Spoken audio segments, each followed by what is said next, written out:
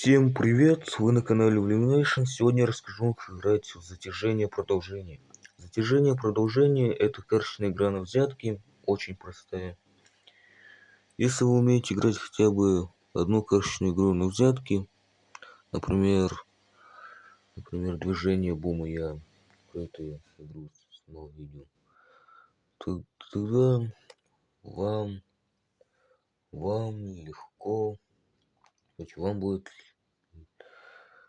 вам очень легко будет игра затяжение продолжение. Для игры нужны обычные колоды с 52 карт, а дуэк тузов без джокеров. Это можно сказать все, что вам надо. Старшинство карт обычные, то есть дуэк, тройка, четверка, пятерка, шестерка, семерка, восьмерка, девятка, десятка, валет, дама, король, туз. То есть дуэк самая младшая карта, туз наоборот самая старшая. Количество игроков тут 4, 5 или 6. Цель игры заставить всех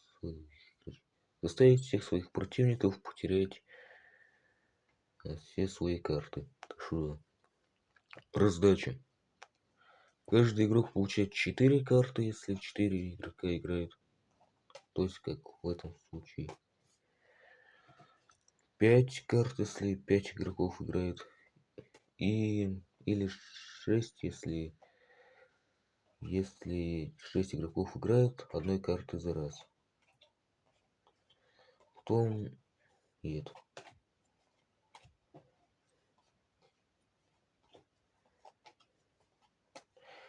Остаток колоды располагается в центре. Все это чуть-чуть беру.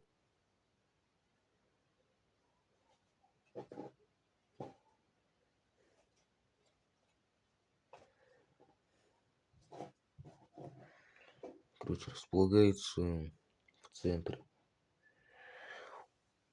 В середине. Потом раздача завершается, начинается розыгрыш. Начиная с игрока слева от сдачи, каждый ход это расположение одной карты рубашки вниз в центр. И все противники должны вложить карты одинаковой масти.